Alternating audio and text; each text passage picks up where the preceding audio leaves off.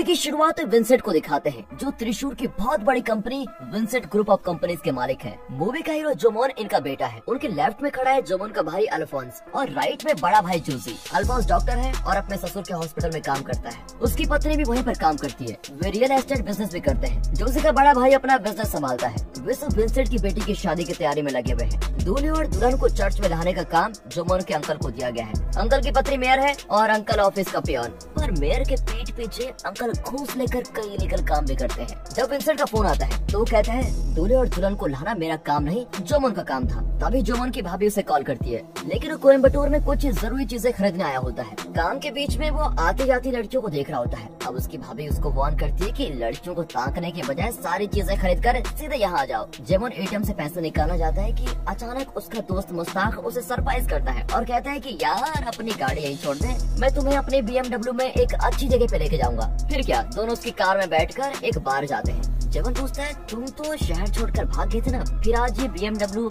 इतना सारा पैसा वगैरह कैसे मिला? मुस्ताक बताता है कि यहाँ मेरे कुछ फ्रेंड्स ने मुझे पैसे दिए, उन पैसों को लेकर मैं त्रिपुरा गया और एक गारमेंट फैक्ट्री में इन्वेस्ट किया। मेरी इन्वेस्टमेंट डबल हो गई और मैं अमीर बन गया। मैं तुम्हें भी माला माल बना सकता हूँ। पर अब जोमोन को उसकी बहन की शादी के लिए देर हो चुकी है और उसे तुरंत लौटना पड़ता है। तभी पुलिस उनको रोकती है और ड्रिंक एंड ड्राइव चेक करती है। दोनों को स्टेशन में बिठा दिया जाता है। इसी बीच जोमोन की बहन की शादी भी हो जाती है। जोमोन घर आता है और अपनी बहन को सूखा हुआ गजा देकर कहता है हैप्पी मैरिड लाइफ। फिर वो अपनी बहन और बहनोई के साथ सेल्फी भी लेता है, क्योंकि वो मैरिज में तो था नहीं, फोटो कहाँ से आनी है। बाहर विंसेंट गुस्से में खड़ा होता है कि इस नालायक से एक भी काम ठीक से नहीं होता। पर जोमोन विंसेंट को किस करके आई लव यू पापा ये कहकर भाग जाता है। अगले दिन जोमोन कार वॉश कर रहा होता है कि अल्फोंस आकर उसको एडवाइस देता है तुम इतने गैर जिम्मेदार कैसे हो सकते हो? बहन की शादी का भी ख्याल नहीं रहा तुम्हें। देखो भैया, तुम बड़े MBA बने फिरते हो, लेकिन MBA के चक्कर में तुमने पापा के 70 लाख रुपए उड़ा दिए। मुझे उतने पैसे मिलते तो मैं तो अच्छा बिजनेस कर लेता। इतने में जोशी भी आकर अपने छोटे भाई को एडवाइस देने लगता है। तभी जोमोन की बड़ी भाभी कहती है कि आज बच्चों को लेकर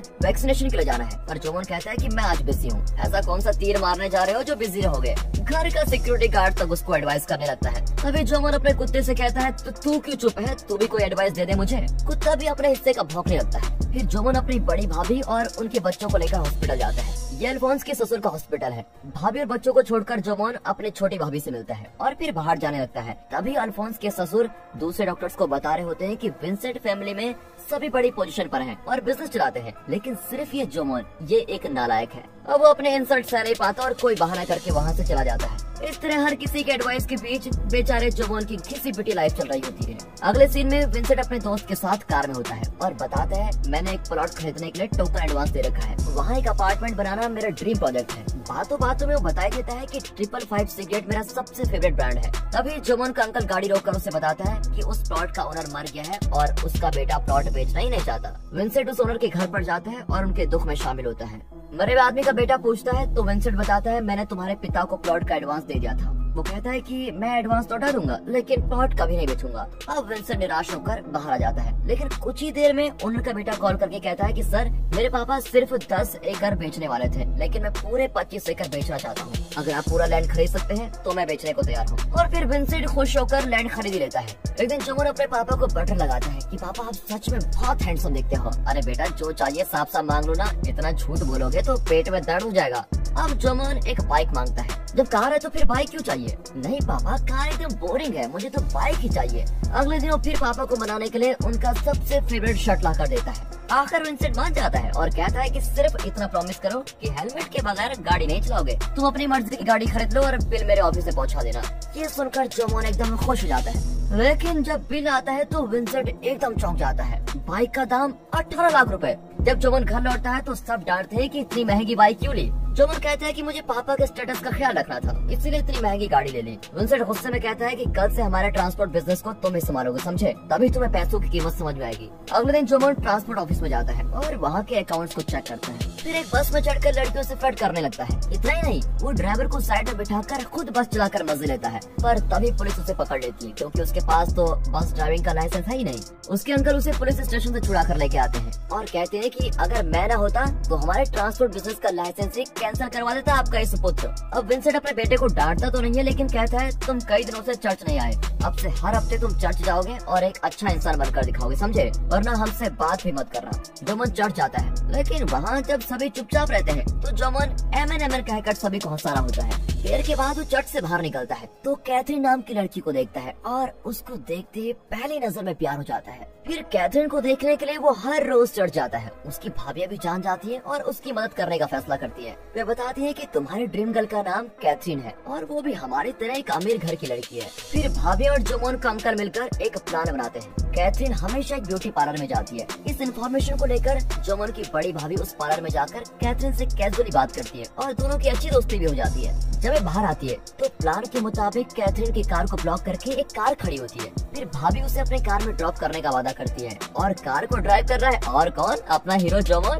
भाभी तो मॉल में शॉपिंग करने के लिए उतर जाती है और जोमोन को कैथरीन से बात करने का मौका मिल जाता है। कैथरीन को घर ड्रॉप करके वो घर जाता है। अगले दिन विंसेंट जोमोन को अपने मेंस कलेक्शन स्टोर में लेके जाता है और कहता है आज से तुम ये स्टोर संभालोगे, समझे। अगले दिन से जोमोन टेनिस भी खेलने जाता है क्योंकि कैथरीन भी वहाँ पर आती है। इस तरह रोज मिलकर वे और भी क्लोज होते जाते हैं। अगले सीन में विंसेंट का बर्थडे सेलिब्रेशन बड़े शान से होता है। पार्टी के बाद बड़ी भाभी जोमोन से कहती है इस पार्टी में मैंने इतने पैसे खर्च किए हैं कि क्या बताऊं, इसका हिसाब तो तुम्हें चुकाना पड़ेगा। जोमोन भी कहता है कि हाँ मैं जरूर दे दूंगा। हालांकि ये लोग साथ रहते हैं लेकिन जब पैसों और प्रॉपर्टी की बात आती है तो इनमें झगड़े शुरू हो जाते हैं। कुछ दिन बाद विंसेंट अपने मेंस कलेक्शन स्टोर में जाता है तो वहाँ का मैनेजर ओनर बनकर बैठा होता है। वो बताता है कि जोमोन ने 40 लाख रुपए में ये शोरूम मुझे बेच दिया है। विंसेंट बहुत दुखी होता है क्योंकि मैनेजर जानता है कि इस स्टोर की कीमत 70 लाख से कम नहीं है, लेकिन फिर भी उसने कम दाम में इसको खरीद कर विंसेंट को धोखा दे दिया था। विंसेंट बहुत दुखी होकर बाहर आता है और अपने नए कंस्ट्रक्शन प्रोजेक्ट पर जाता है, पर वहाँ पर भी कोर्ट के ऑर्डर से काम रुका हुआ है क्योंकि बिल्डर ने क्लियरेंस सर्टिफिकेट नहीं लिया होता है। इस तरह विंसेंट को यह दूसरा झटका लगता है। वो अपने दोस्त को बताता है कि ये मेरा ड्रीम प्रोजेक्ट है यार,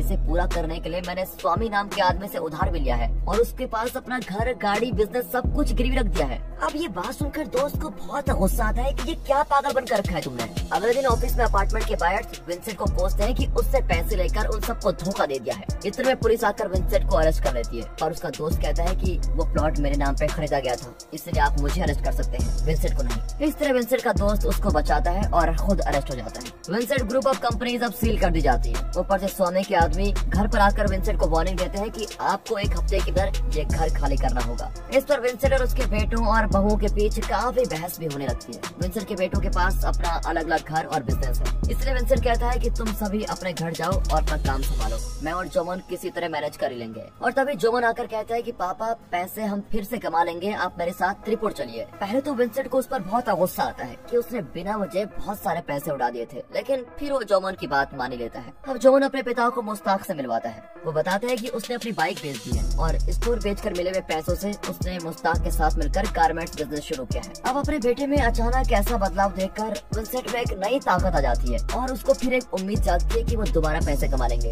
खुशी से वो एक सिगरेट स्मोक करता है। इतना ही नहीं, वो घर पर रहकर जोमोन के लिए अच्छा खाना बनाकर देता है। इस तरह उनकी लाइफ फिर से चलने लगती है। एक दिन जोमोन ऑफिस जाता है तो टेबल पर कई बिल्स पड़े होते हैं। उन्हें देखकर जोमोन चौंक जाता है कि ये किस चीज के होंगे और तब पता चलता है कि मुस्ताक बिजनेस के नाम पर बेधड़क फिजूल खर्ची कर रहा था। ऑर्डर लेने के लिए वो जहाँ पे जाता सिर्फ लग्जरी होटल में ठहरता और कॉस्टली गाड़ियाँ रेंट करता था। इन भारी बिल्स की वजह से उसका एक छोटा सा बिजनेस ठप होने वाला है और किसी और के साथ जाने वाला है। अब जोमोन को इतना गुस्सा आता है कि वो मुस्ताक की जान के पीछे पड़ जाता है। वो उस पर चिल्लाता है कि तुमने मेरी जिंदगी बर्बाद कर दी है। मुस्ताक कहता है कि यार मैं तुम्हें सच बताने वाला था। अब ये सुनकर जोमोन को और गुस्सा आ जाता है, लेकिन वो कुछ नहीं कर पाता। वो घर लौटता है लेकिन विंसेंट को कुछ नहीं बताता कि वहाँ क्या क्या हुआ है। फिर किसी मीटिंग में जाने के बहाने वो अपने भाइयों से मदद मांगने जाता है और उसकी बड़ी भाभी कहती है कि तुम पापा को यहाँ ले आओ, हम देख लेंगे। जोमोन कहता है कि आप लोग उनके हर सिगरेट पैकेट का हिसाब मांगेंगे और आखिर में उन्हें किसी वृद्धाश्रम में भेज देंगे। आप सबको तो सिर्फ प्रॉपर्टी से मतलब है, पर फिक्र मत कीजिए, पापा मेरे साथ ही रहेंगे। ये कहकर जोमोन चला जाता है।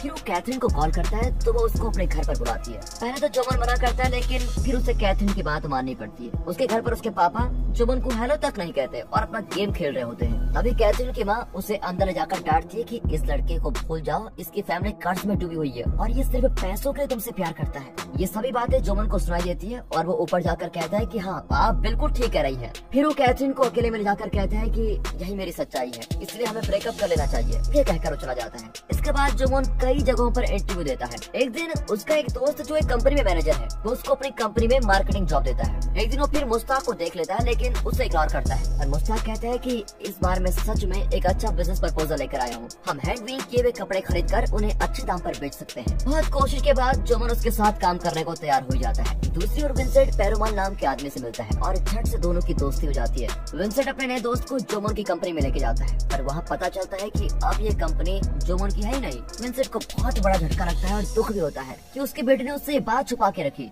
घर जाकर वो खूब स्मोक कर रहा होता है। जोमन के लौटने पर वो पूछता है कि बेटा कंपनी का काम कैसा चल रहा है। जोमन झूठ बोलता है कि ये बहुत अच्छा चल रहा है पापा। तब विंसेंट झट से उसको थप्पड़ मारकर कहता है कि मुझसे झूठ क्यों बोल रहे हो, पापा बहुत पहले से परेशान थे, इसलिए मैं आपको और दुख नहीं पहुंचाना चाहता था। मुश्ताक की वजह से मुझे वो कंपनी किसी और को देनी पड़ी। विंसेंट अब कहता है कि हम सबसे पहले फ्लैट खाली करेंगे और किसी छोटे घर में किराए पर रह लेंगे। तुम फिक्र मत करो बेटा, तुम्हें पता है मेरे पास पहनने को 2 जोड़ी कपड़े भी नहीं थे जब मैंने अपनी छोटी सी दुकान शुरू की थी। अपनी मेहनत से मैंने विंसेंट ग्रुप ऑफ कंपनीज बनाई थी। तुम और मैं मिलकर दोबारा जीरो से शुरू करेंगे और देखना हम बहुत ऊंचाइयों पर पहुंचेंगे। अब विंसेंट की ये बातें जोमन का आत्मविश्वास अलग ही लेवल पर बढ़ा देती है। फिर वो दोनों एक छोटे से घर में रहने का डिसाइड करते हैं। कुछ दिनों में जोमन को एक बड़ी कंपनी का ऑर्डर मिलता है, लेकिन उसे काम के लिए चेक नहीं मिलता। इनवॉइस मेल भेजने के लिए उसके पास इंटरनेट भी नहीं होता, इसीलिए वो उस कंपनी में जाकर वाईफाई पासवर्ड मांगता है ताकि उन्हें मेल कर सके। लेकिन अकाउंटेंट देवा की पासवर्ड ही नहीं देती क्योंकि जोमन कंपनी का स्टाफ नहीं है। तभी कंपनी का मैनेजर जो जोकर लगता है, उसको देखते ही जोमन को हंसी आ जाती है। वो मैनेजर को बहला फुसलाकर पासवर्ड ले लेता है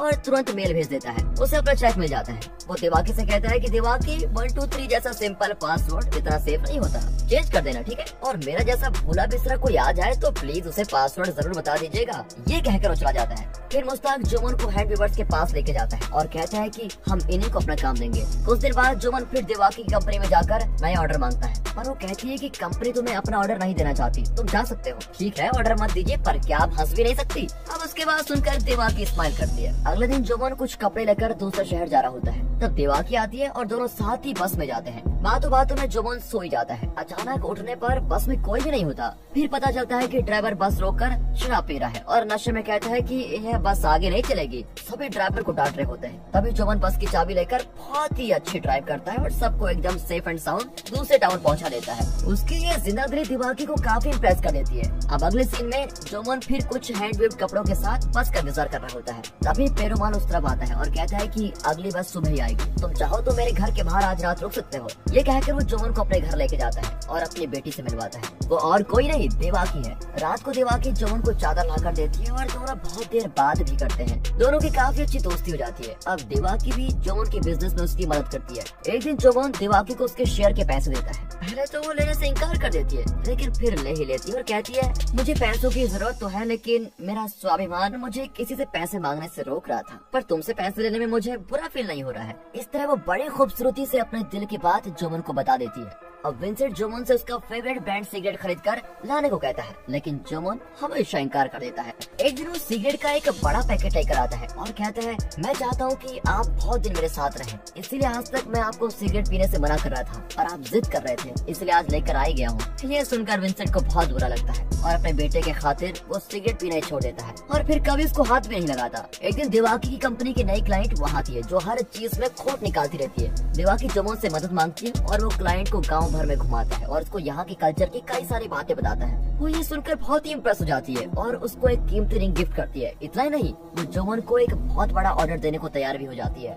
जिसे पूरा करने के लिए जोमन को कई वर्कर्स की जरूरत पड़ेगी। वो वीवर से बात करता है और उन्हें प्रॉमिस करता है कि अगर आप सब मिलकर मेरे लिए ये ऑर्डर पूरा करेंगे तो मैं 1 महीने के अंदर आपको पेमेंट दे दूंगा। वीवर्स को उसकी बातों में सच्चाई दिखती है, वे मान जाते हैं और ठीक टाइम पर उसका काम पूरा कर देते हैं। क्लाइंट जोमन की प्रोडक्ट क्वालिटी से बहुत खुश होती है और उसको जल्द ही पेमेंट भी कर देती है। वीवर्स को उनके पैसे देकर जोमन अपने पिता के पास जाता है और कहता है मैंने हमारा गिरवी रखा हुआ घर वापस खरीद लिया है। अगले दिन बाप बेटा अपनी चीजें पैक करके कार में निकलने वाले होते हैं। विंसेंट को अपने बेटे पर नाज होता है और उसकी आंखें भर आती हैं। वो पेरुमाल और उसकी बेटी से विदा लेता है। जोमन सबको बाय कहता है, लेकिन देवाकी से एक भी शब्द कहे बिना ही वहाँ से चला जाता है। विंसेंट कहता है कि बेटा ये तुमने ठीक नहीं किया, देवाकी वहीं खड़ी थी और तुमने उसको बाय भी नहीं किया। पापा हमारा काम खत्म हुआ और हम चले आए, इसमें इतना इमोशन होने की क्या बात है। विंसेंट को दुख होता है कि पैसे आते ही उसका बेटा बदल गया है। घर पहुंचकर विंसेंट अपने पूरे परिवार को बुलाकर एक दावत देता है, लेकिन खुद सिर्फ दलिया खाता है और कहता है मुझे यही पसंद है। अगले दिन बाप बेटा जॉगिंग के लिए निकलते हैं। विंसेंट पूछता है कि हम हमेशा इस रास्ते से जाते हैं, आज अचानक उस रास्ते से क्यों जा रहे हैं। अब बात कुछ अलग करते हैं।